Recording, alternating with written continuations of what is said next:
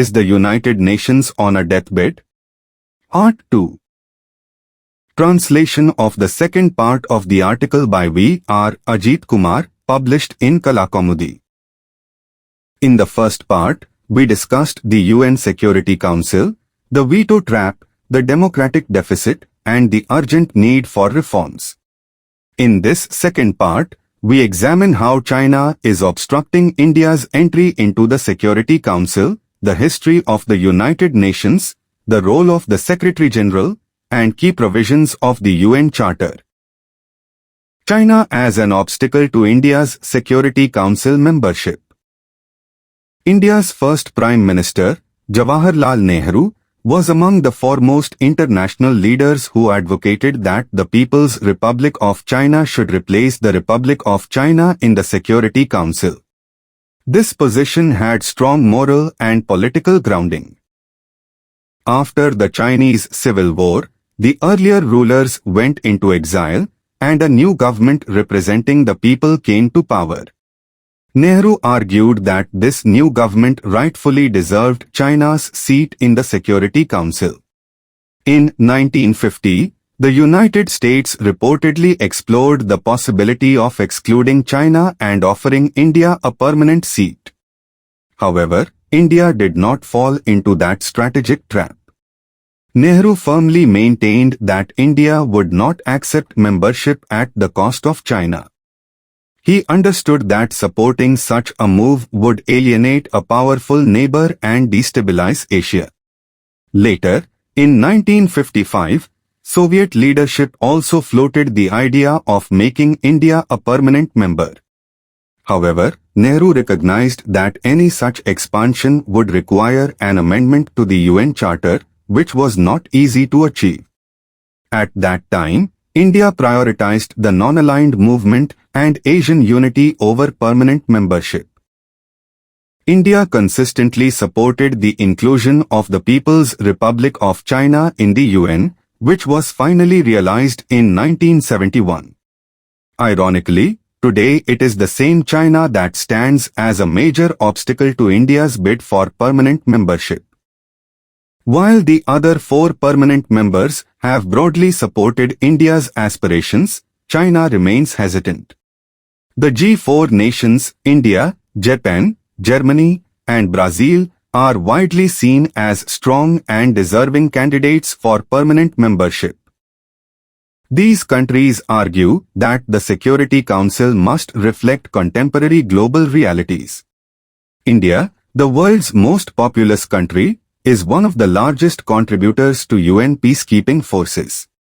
Japan and Germany are among the largest financial contributors to the UN, while Brazil represents Latin America, which currently lacks permanent representation.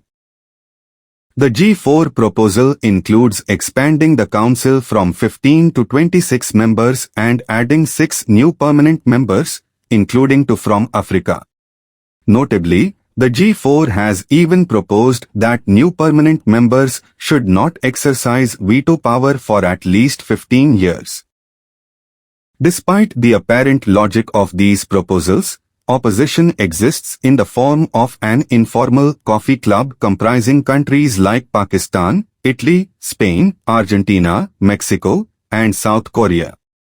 Each of these countries opposes the inclusion of specific G4 members based on regional rivalries. History of the United Nations.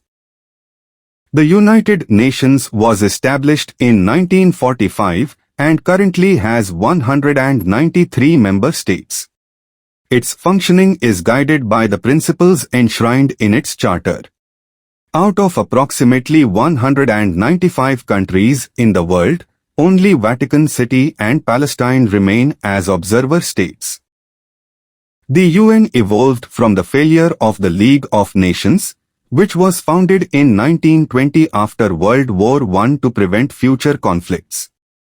The League collapsed due to the withdrawal of major powers and its inability to prevent World War II.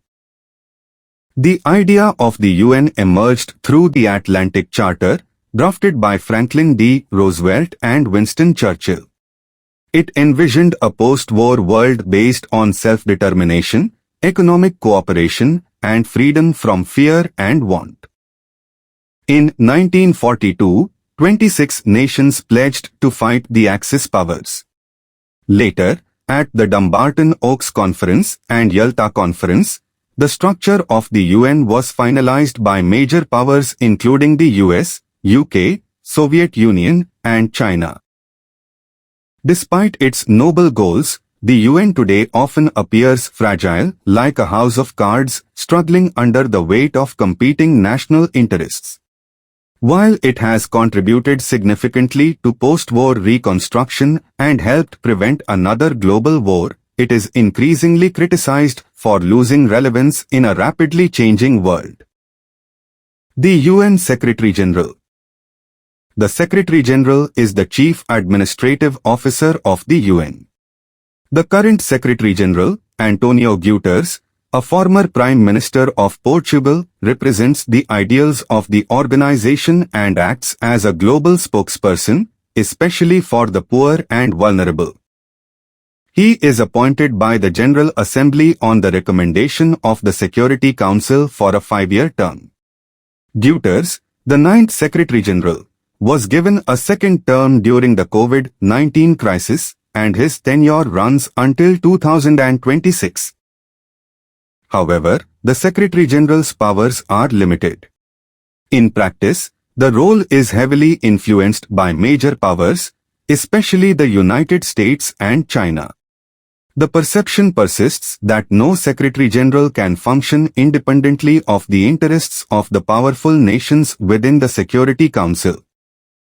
With changing global dynamics, including reduced US engagement and China's increasing influence, questions about the future leadership and direction of the UN are becoming more pressing.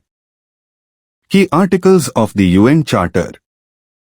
The UN Charter contains several important provisions.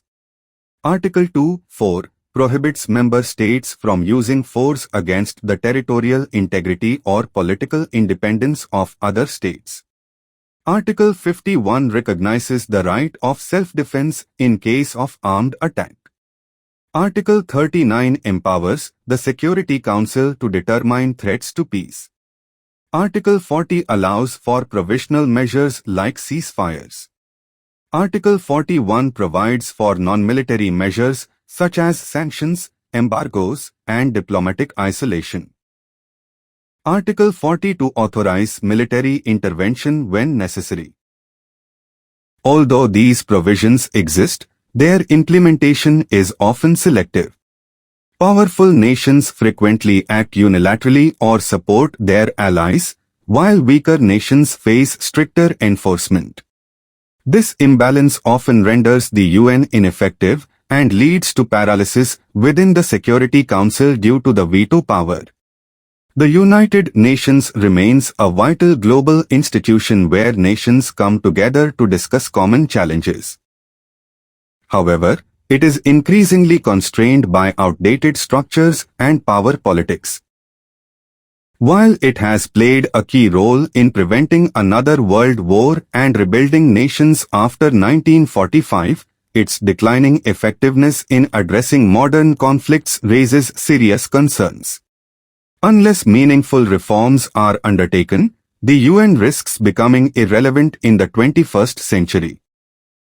In the concluding part, we will examine the future of UN agencies and the global order, including emerging shifts in power dynamics and new initiatives that may redefine international cooperation.